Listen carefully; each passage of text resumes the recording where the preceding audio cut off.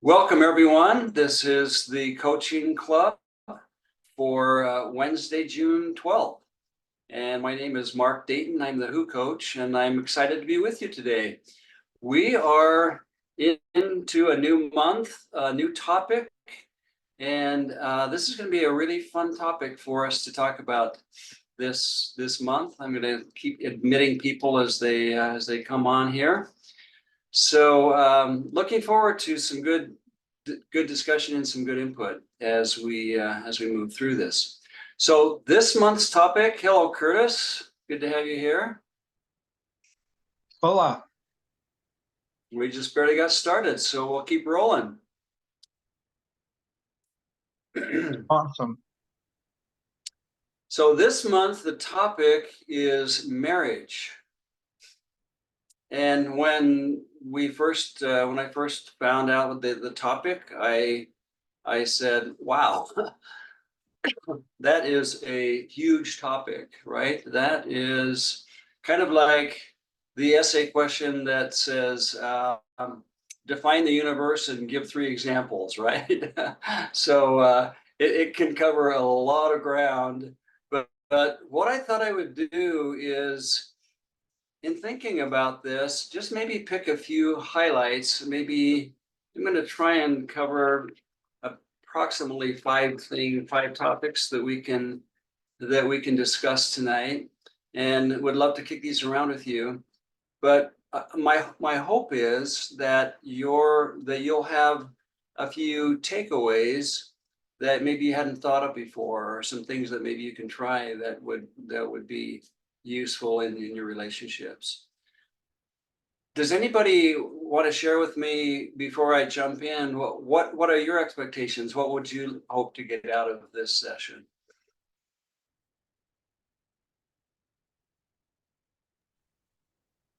I want tools that'll take a totally crappy marriage to the best marriage ever. Okay, well, let's put that one out there. I like that. Let's do it. Fundamentals before marriage. Fundamentals before marriage. Okay. Are you engaged or? Nope. No, we're just dating. Yeah. Just dating. Okay, excellent. Well, this is a good time to be thinking down that road and planning ahead for whatever direction it goes. So good. Well, great. Well, let me jump in on this first topic. I'm going to share some slides with you here. Excuse me. To kind of guide our discussion.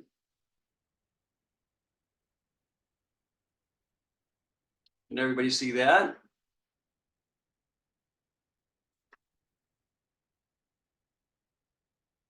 Okay, so first question is, and Curtis covered this a little bit in his presentation last week, but I wanted to kind of come back and talk about this again from maybe a little bit different angle. But tell me, when you think about describing partners in marriage, what kind of characteristics would you use to describe partners in marriage?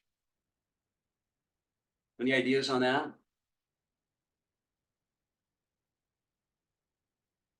I'll give you a starter here. It could be something like friends or lovers, or that they're really compatible.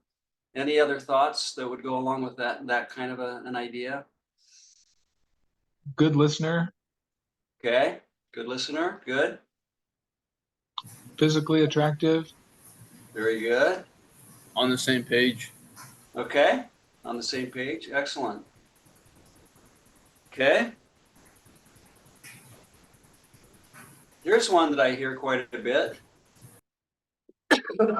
What's your reaction to that particular description? That's what I was gonna say. You're gonna say soulmates? Okay. Tell me a little bit about your thinking on that.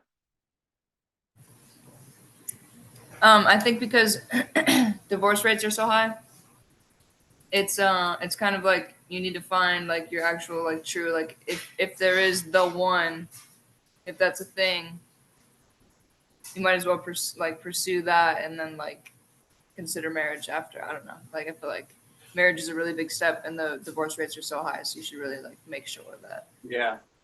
See if you can get as close, as close a match as possible is kind Yeah. of what you're thinking there. Yeah. Yeah. Yeah, I always wonder, how do you not know if your soulmate is in Pakistan or in France or in Germany or in Iceland? So Yeah. I think it's something that you have to choose to go further for marriage, in my opinion, Okay. and not just have good chemistry. I think you can choose to make someone your soulmate. Okay. Okay. Interesting thought. Very interesting thought. So let me push a little bit on this one and come back to it. But what if we used these kinds of words to describe a partner in marriage? Are these words that you would think about initially?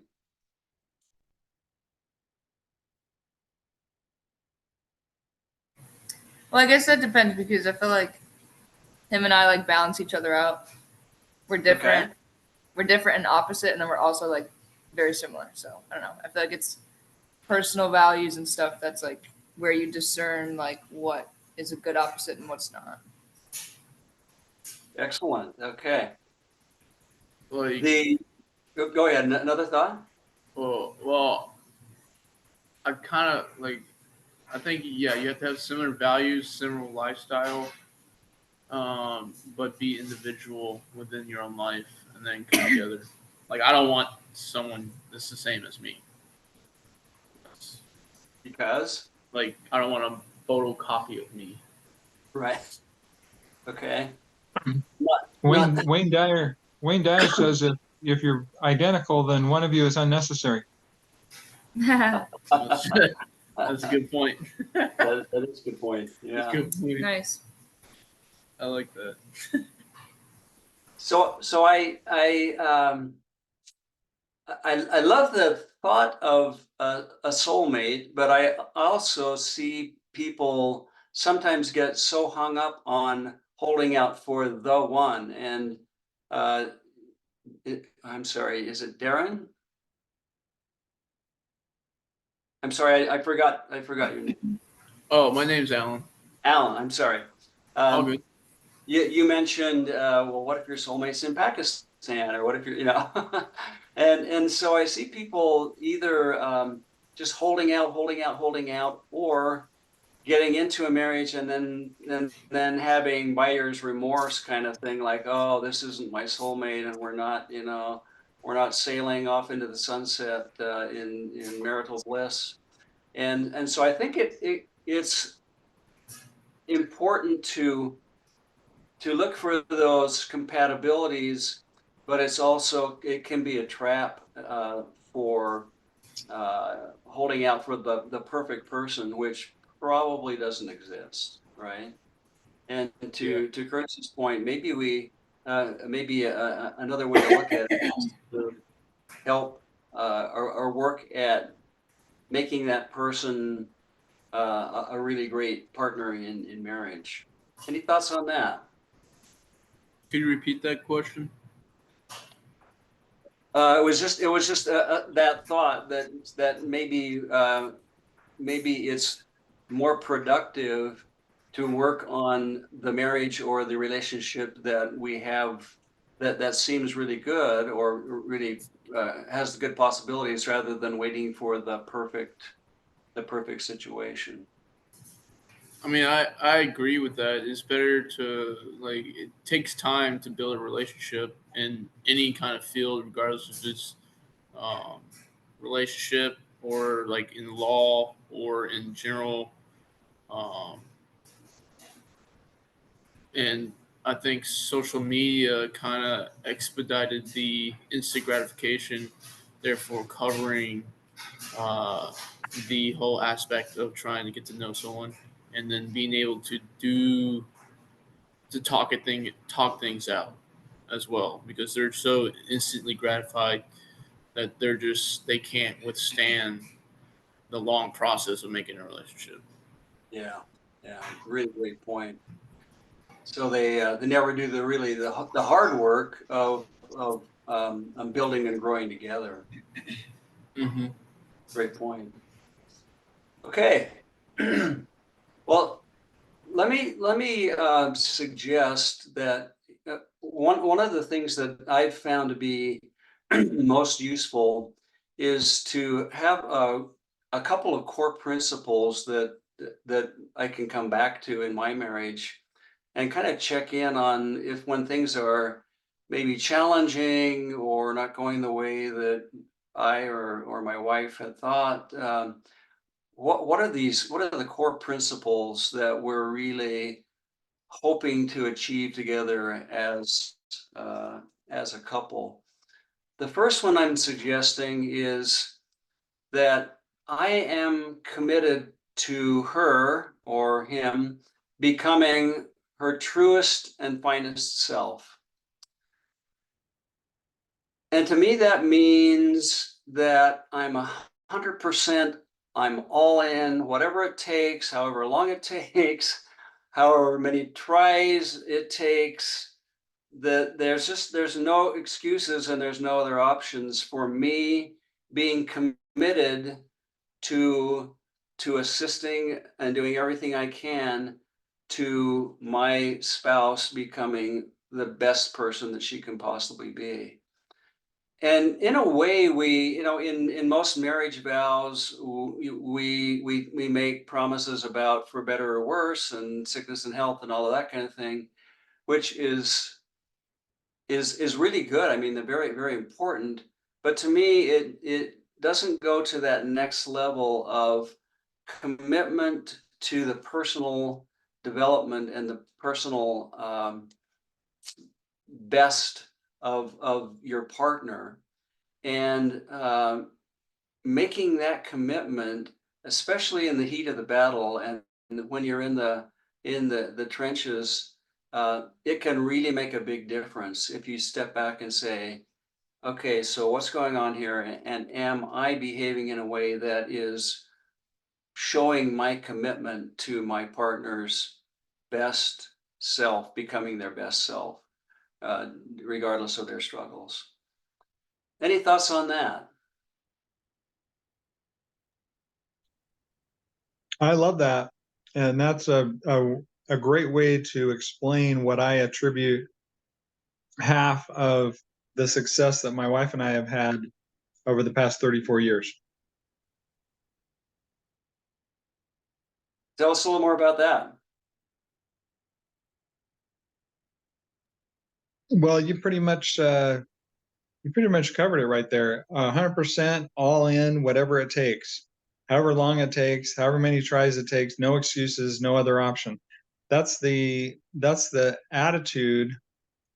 And I didn't know that was the attitude we started with when we started. But as I look back, that's what I see. It's like, oh, well, when we have challenges, we pull together as a team almost every time. That's beautiful. That's really, really powerful. This one has actually kind of surprised me. I'm just finished 47, excuse me, 47 years of marriage. My wife and I were high school sweethearts, and ended up getting married after missions and school and such. And this one has my wife has been really, really committed to this. And when we've gone through a few hard spots, uh, when I've stepped back and looked at how she's behaving and how I'm reacting to it, I can see that this has been her commitment to my best, becoming my best and my truest self. And that's made all the difference, made a huge, huge difference in our relationship. The second one is that we can be better together than we were separately. And this kind of goes back to what Curtis was saying about if we're both exactly the same, then one of us isn't necessary. And this goes back to I've really discovered that our differences can really become our secret weapon. And where we are complementary by being different, that really becomes a very, very powerful part of a marriage situation. And the other part of that is that it comes to what I call mature truth, and I'm going to talk about that a little bit more as we go forward here. But coming back to maturity, what we're really trying to do in any relationship, but especially a marriage relationship, is to become more mature and closer to truth together than we would have been able to achieve on our own. So that maturity and the truth and not getting stuck in our stories is a really important part of that. But just remembering that we can, one of the big reasons that we are getting together in a marriage relationship is that we really believe we can be better together than we would have been as separate individuals.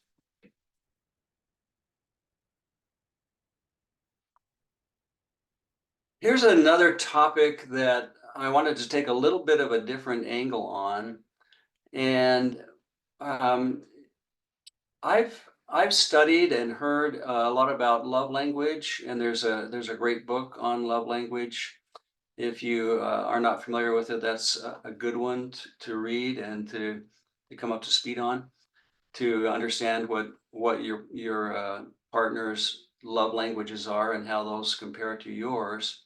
So I'm not gonna cover the love language, but I'm going to share a couple of thoughts on what I call the language of love, and what that actually so some practical applications for how that can work. So let me just give you a kind of a funny example. So let's say you go, a friend of yours calls up and says, "Hey, let's go out and let's go out and party this weekend."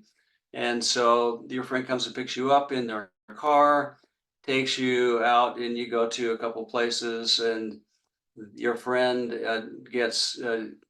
is drinking, and by the end of the night is getting pretty sloshed. Okay.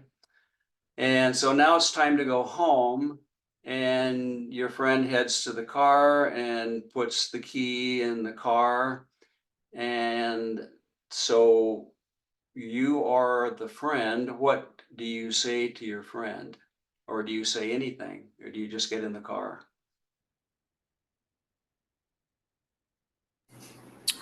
Are you drinking, like, as the friend, are you drinking as well, or are you just passenger?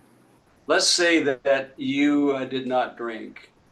Oh yeah, I'll be like, I got this. Like, we're gonna give me the keys, and if he doesn't, then either we're gonna like, I'm either gonna like open all the car doors so they and not close them, so that he has to get out and close them, or something. Something. Okay. If worse comes to worse, I knock him out. Wouldn't it be a little more peaceful just to walk home? Yeah, that too. Yeah. So you're not going to take no for an answer, right? No, I've had I've had to do that before, so it's yeah. Okay, all right. So you're speaking from experience here. Yeah. All right, but you're not going to be shy about it either, right? You're going to, this is a situation that you're not just going to say, "Well, let's start driving and see how he does," or whatever, kind of thing. Well, let's see how he does in 10 feet. And then Right? Yeah, yeah. So that's kind of where this saying friends don't let friends drive drunk. If you're a true friend, you're not going to, let them endanger themselves, you and other drivers on the road, just because you didn't want to say something. So with that in mind, that's kind of it's not directly related to drinking or not drinking, but in a good marriage relationship, if we're working toward each other's best interest, and if we're trying to assist our partner to become the very best person they can become, sometimes we need to point things out to them, right? That they may not be aware of, because especially if we have a skill or an insight that they don't have, they may have a blind spot, and then that gives us an opportunity to to really be of assistance in helping them to become all that they're capable of becoming. But there's some language that can really trip you up or can really be very helpful in these kinds of situations. And this is the language that I'll get to the actual words here in just a minute. But there are a lot of couples where they may think, oh, well, that's, I can see something that my partner could work on or needs to change, but I don't really want to say anything, or I don't want to hurt their feelings, or, that kind of thing. And so nothing happens and nothing changes. And that person doesn't have the opportunity to be helped by their partner, who can maybe see something that they don't see.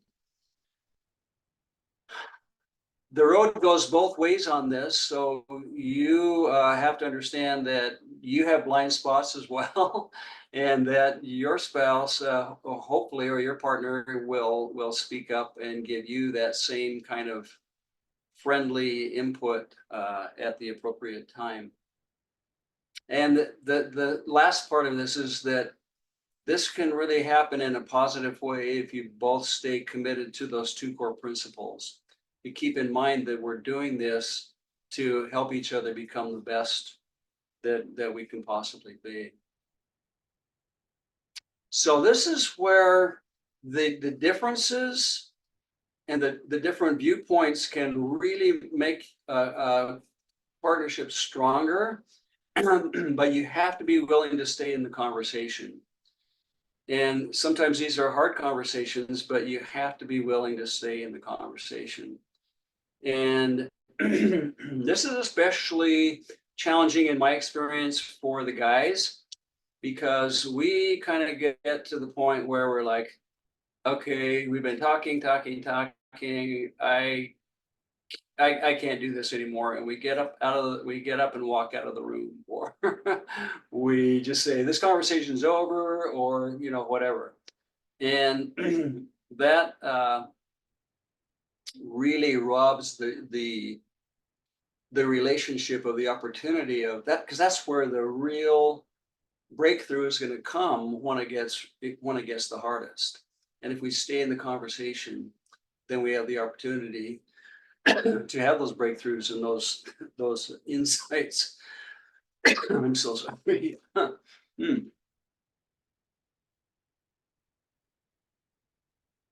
So here, in my experience, there are actually specific words that make a big difference. And these specific words can totally change the tenor of a conversation. Let me just share 3 of them with you here.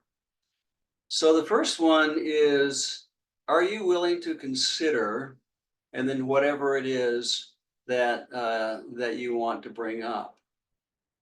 That totally changes the spirit of the conversation, rather than saying, by diving in and saying, I noticed when we were at that meeting or that party, you did, and it just it gets started off on a really bad note. But starting it this way, are you willing to consider some input about what happened at the party tonight? That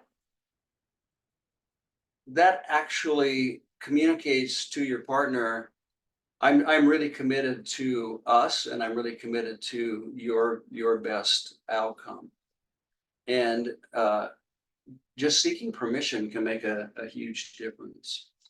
The second one is, and boy, over the years, my wife and I, and working with different coaches and counselors, have tried a lot of different things, and this is one of the most powerful that we've come across.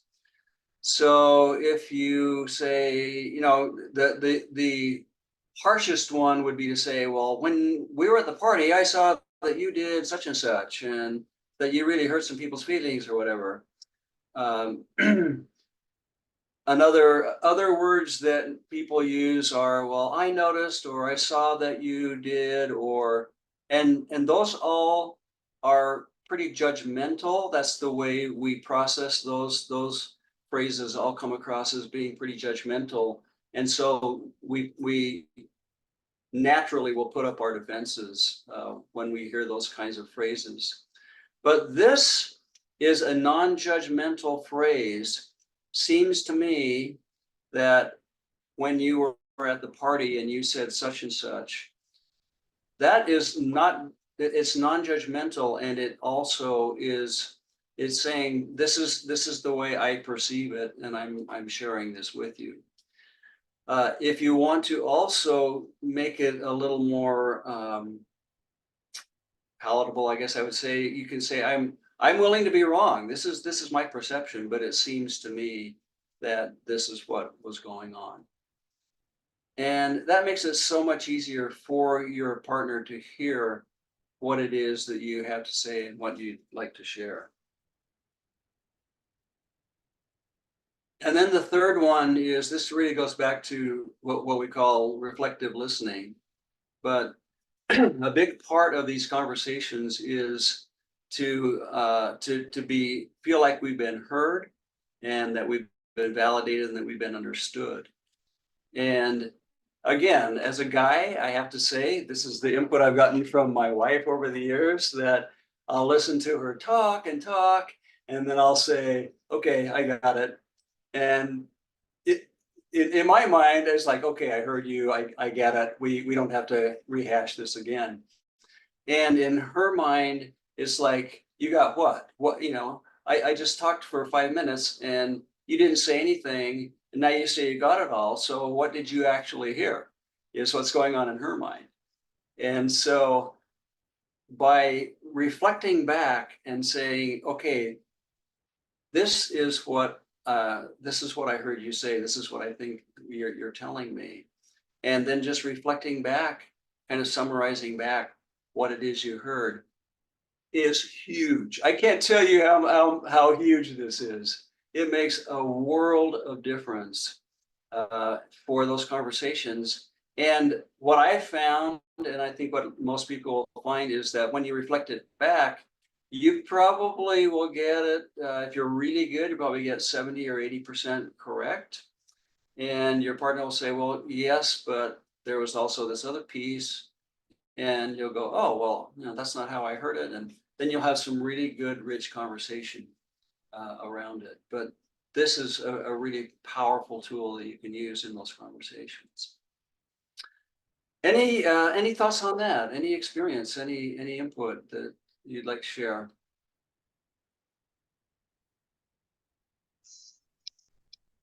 That's good stuff. Solid gold. Okay. Cool.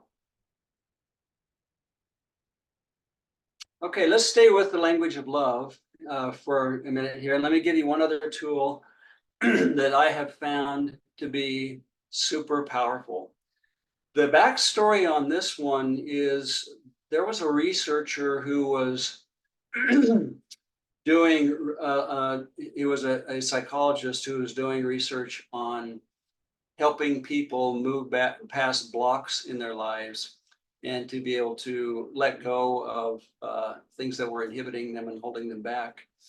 And he actually was hired by the Hawaii prison system to come in and do a study on prisoners. And they were having prisoners who were like coming in, serving time, going out, coming right back in. The recurrence rate was just, you know, so high.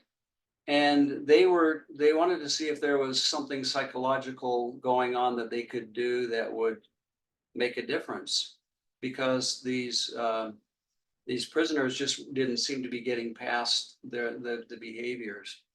And so he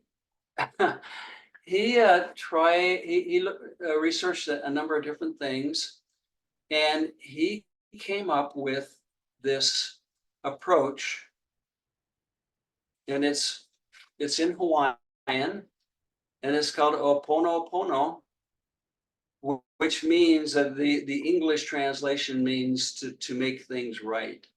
And it's actually pretty a deep tradition in the Hawaiian culture about this whole approach about how you make things right. And he decided to try it with the prisoners. Okay, so here you have these hardened criminals who are in prison, and he said, okay, this is what I would like you to do, and he worked them through it, and it's these steps. So the first thing is to say I'm sorry, to admit that you're sorry. And this goes to a personal I'm sorry. It's not like, well, I'm sorry it happened, or I'm sorry that the situation happened, or that person got hurt, or whatever, but it's I'm sorry that I did or said what I did. I am truly sorry for that and for the harm that I personally caused. Okay? You see the difference? Sometimes people say, well, I'm sorry that that your car got wrecked, and that's very different than saying, I'm sorry I was negligent and crashed into your car. It's taking personal responsibility for that. So he had the prisoners, for whatever they were in there for, he had them process through it and come to the point where they can say, I'm really sorry for what I did. Please forgive me. Or are you willing to forgive me? For some hurts are so deep that when you ask the person straight up, please forgive me, will you forgive me? They sometimes say, I'm going to need some time on that. But if you say, okay, well, are you willing to forgive me, or willing to consider forgiving me? They will usually consider that. I'm sorry, please forgive me. Thank you. And I love you. He actually had some of these criminals get on the phone and go through this process with the people that they had harmed.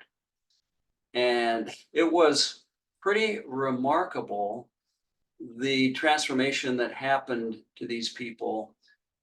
And they saw the recurrence rate go way down with the prisoners who had been involved with this, because it's a very healing kind of a thing, and a very healing kind of process. So this is another, excuse me, another tool that I invite you to consider. And this is especially helpful when maybe you've had a really tough conversation, or a really big hurt, and one or the other partners or both are kind of licking their wounds and wondering, how can we ever get past this? If you take these simple steps to make things right, it can be extremely powerful. Any thoughts on that? I love that they're so simple, and these ones are like what you say all the time, and it feels like oversaturated in a way. So it's nice to know. It's nice to know that it's oversaturated for a really good reason. Isn't that cool? It's so, it is, it's simple, and yet it's so powerful. And if you do it in this order, it just makes a huge difference. And I love the fact that it works on criminals, I mean, if it works for them, it can work for anybody. Cool. Okay. Two other ideas for us to kick around here. When I've worked with couples, and in my own situation as well, with who are going through challenges, I call them the big two. There are often these two issues that come up that are kind of at the core of the challenges that these couples are dealing with. So the first one is codependence. Can somebody give me your idea of what codependence is? How do you define codependence? You can't make decisions on your own Okay. without like referring to or thinking about the other person. Okay. Yep. Or I'd you're probably kind say like you can't do anything really, or like there's some things that you just can't do without another person to do them. yep. Yeah. You're just kind of enmeshed with each other and not really able to act on your own. That's a big part of it. Not, Go ahead. I said we're not individuals. Yes, right.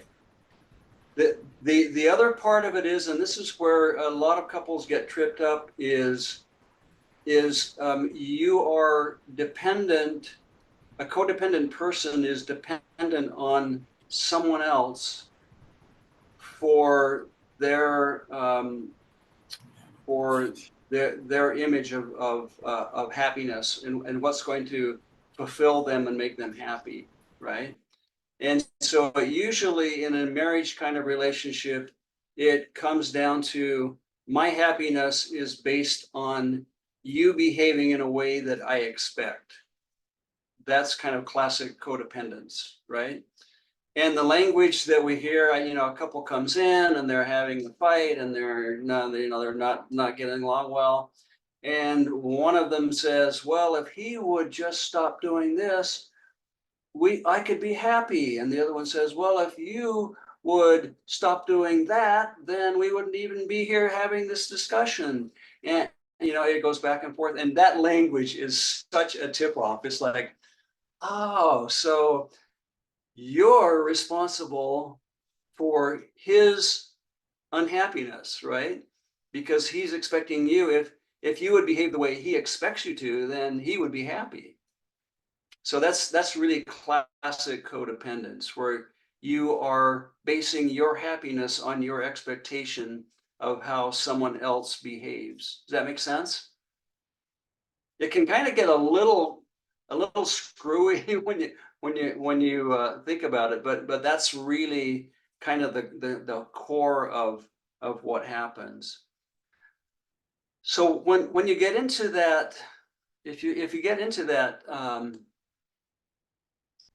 circle, and we all do, it's really easy to slip into it.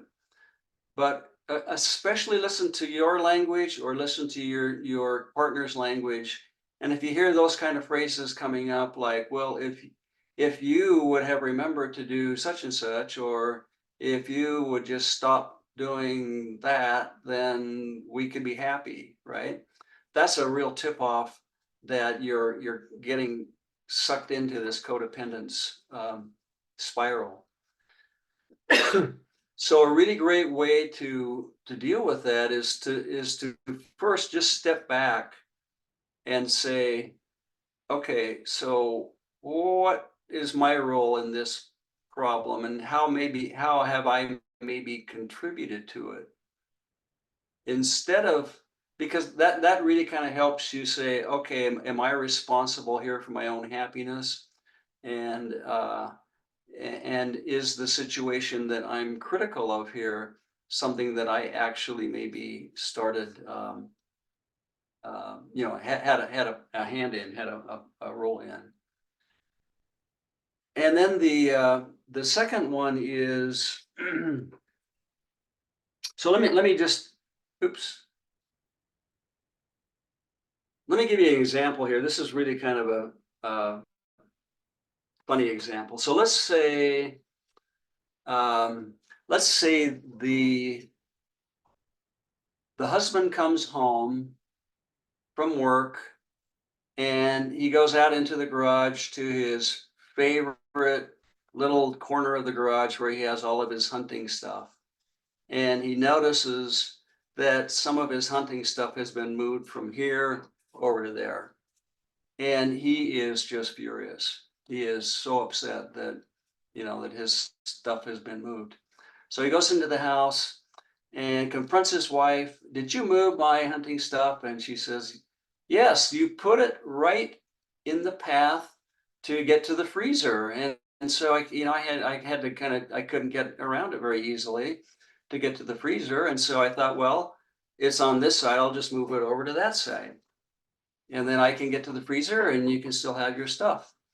And the husband says, you have lived with me for 8 years and you haven't noticed that nobody touches my hunting stuff. You should know that. You should know that I would be really upset if you moved my hunting stuff. And she says, well, okay, yeah, I can't read your mind, but also if you want to have dinner, I got to be able to get into the fridge, into the freezer in the garage. Okay. So there is some classic codependence going on there with the husband who expects his wife to know everything about what's going to make him happy. And if she doesn't behave that way, then she's the problem. And that, it's her fault. Make sense? It does. So, I'm sorry, did you have a comment? No, I was just saying it makes sense. Okay, yeah. So one of the ways to deal with this is to, and if it's yourself and you have enough introspection to be able to do this with yourself, you can step back and say, okay, so what's the real mature truth here? And I call it the 8-year-old test. So if I were saying this instead of to my wife, if I were saying this to my 8-year-old, saying, you are 8 years old and you have known this, you should have known that you don't touch dad's hunting stuff. And the 8-year-old is thinking, well, I don't read minds. How would I have known that? You never told me that, kind of thing. And so it really is a maturity thing where if you step back and say, oh, well, if I were saying this to an 8-year-old, then I would probably say it differently because they're immature, they don't understand, I would have to educate them a little bit, et cetera, et cetera.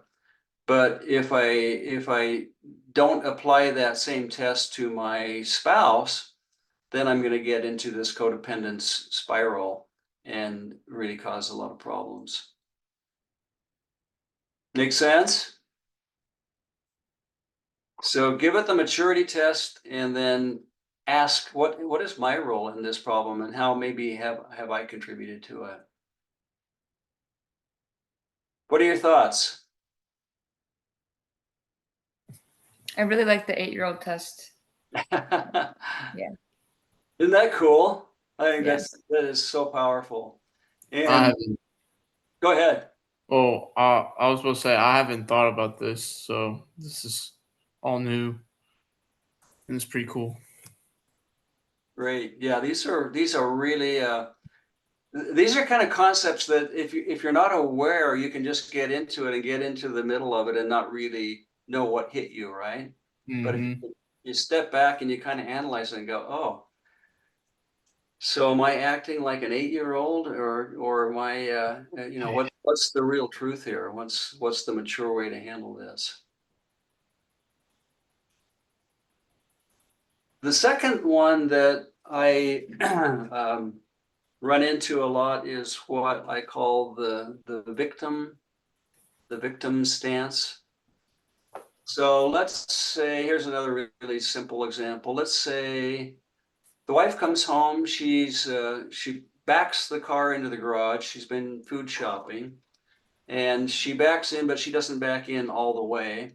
She opens the back of the car, takes out the groceries, and then she looks at the clock and goes, oh man, I've got to get Susie ready for her play. She's got a play tonight. So she goes into the office and her husband is in there working and he's, like super busy looking at his computer, all the stuff on his desk. And she says, I've got to go help Susie get ready.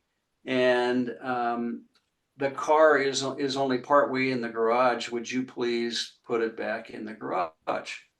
And he says, sure, sure. He's like, hardly even noticing. She sets the key on the corner of the desk and goes and gets Susie ready. They come and pick her up.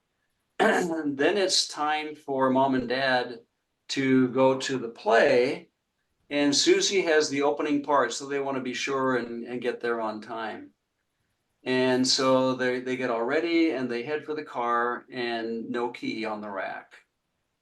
And the husband says, where's the key? It's always on the rack. It's supposed to be on the rack. And she says, well, remember, I gave it to you to pull the car back in the garage, and I can see the car's not back in the garage. And he said, well, why didn't you give me the key? And she said, I put it on the corner of your desk. And he said, well, there are so many papers and things on my desk. It probably landed in the garbage can or something. And so they go scrounging around and trying to find the key. And finally they find it under the carpet in his office. They jump in the car and they race to the play, and they get there 5 minutes after Susie's given her little opening speech. And so the conversation is, Hey, mister? what's that? This sounds like a real story. Is this a real story? No, this is not a real story, but it's got way too much detail to be made up. it's close to a real story. So the conversation is, well, if you would have put the key on the rack, we wouldn't have had this problem. Well, it's your fault for not putting it where I could find it. Well, if you hadn't have backed the car in, then we wouldn't have missed her opening speech. And so they're going back and forth on, it's your fault, it's your fault. Well, whose fault is it? And they're stuck in this victim cycle. This is a great thing that I came across. If you want a book to read about freeing yourself to become your greatest capability, it's called The Big Leap. I recommend that as one for you to read. And in that, this is one of the gems that I pulled out of that book. And squabbles or disagreements or blaming are really, again, this is kind of the maturity test, right? This is the 8-year-old maturity test. So if you back off and think about that conversation between those spouses, they really are now in a race to see who can occupy the victim position first and convince the other person that it's their fault, right? Well, it's your fault. If you would have put it on the rack, no, it's your fault. If you wouldn't have put it on my desk, no, it's your fault. And so they're racing to see who can be the biggest victim. And they're never going to resolve it because they're trying to assign blame, and they're trying to convince that the other person is at fault. And I've even seen couples say, well, okay, well, it was 25% my fault, but it was 75% your fault. Well, okay, well, was it really 25% or was it 30% or was it, and then you get into this whole thing, well, you're more to blame, and you never get out of it unless you can look at it like this. And this is the magic. This just blew my mind the first time I read this. So here's the trick. There isn't 100% of responsibility to go around. There's actually 200%. So each party is 100% responsible for what happened. Okay? That's kind of like, let me process that for a minute.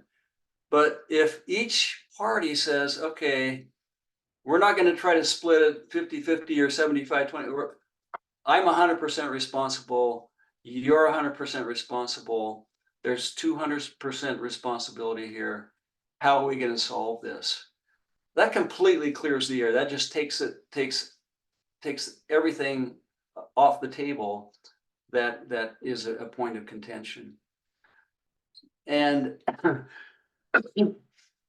it drives math majors crazy, but from a relationship standpoint, it it can really work miracles if you just step back and say, okay, I'm 100% responsible. How about you? I'll take full responsibility for this. And the other person will almost always say, okay, well, yeah, me too. Let's see what we can work out here. So that's two really powerful concepts that when you're in an argument or when you're in a disagreement, step back and ask, are we really racing to see who can be the biggest victim here? And my wife and I have actually said that to each other a couple of times, like things are getting a little heated, and she will say, or I will say, so do you want to race me to the top of the victim hill? And then we both just start laughing because we realize, oh man, we are stuck in this cycle again. So there you go. Any thoughts on that? Any insights?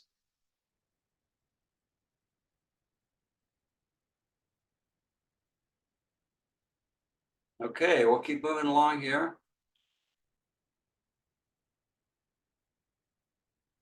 This is the last little nugget that I have for you tonight. There are some times when, like when we personally get uptight or really stressed or anxious, a really good practice is to step back and breathe, right? And maybe count and maybe meditate a little bit.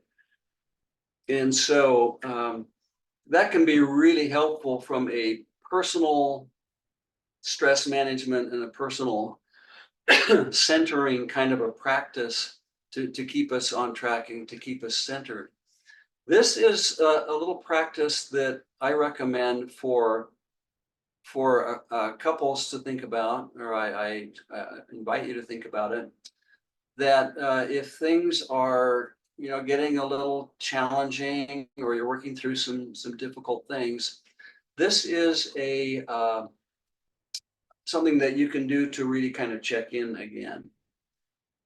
And it's three simple questions. Number one is going back to those core principles. So how am I doing? Am I still 100% all in, no questions asked, committed to my partner becoming the very best and finest person that they can be? The second question is, am I missing a differences opportunity here? That is one that can really shift your whole world. And I don't know about you, but I've heard people say, that experience in my life was one of the hardest things that I've ever done, but I wouldn't trade it for the world because it was the point where I really made a change in my life and made big progress. And it was super hard, but I wouldn't change it for anything in the world. And so this is an opportunity to step back and say, we are going at it here. But maybe this is one of those experiences where our differences are really helping us home in on a better solution and a way that we're going to come together in a more powerful way. So step back and look at it and see if this is maybe one of those things where you can look at it from another angle and really listen to your partner and say, I hadn't thought about it that way. That's really something to consider. And then the last one is, am I seeing this? This is again the 8-year-old maturity test.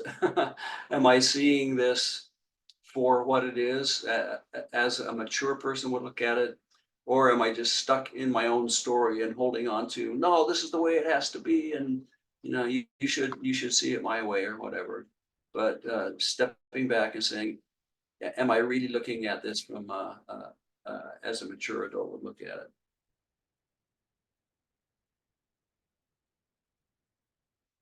Well, those are the ideas I had for you tonight, and a few gems of experience that have worked for me anyway over the years, and that I've seen in other couples that have been helpful. So hopefully that'll be some good things for you to consider and talk about.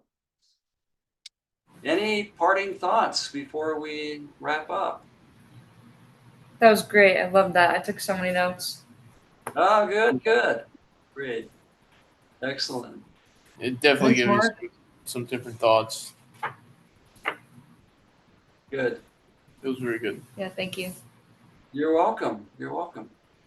Well, good luck in your relationship, and it's an exciting time, really exciting time.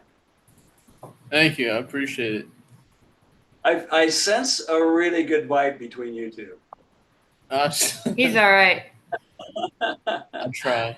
so far. Well, I sense there's really good, strong commitment, and that'll take you a long way. So best of luck to you. Thanks for getting on tonight. Thank you Thank so you. much, Mark. I appreciate it. You're welcome. Have a good night. Likewise. Thanks.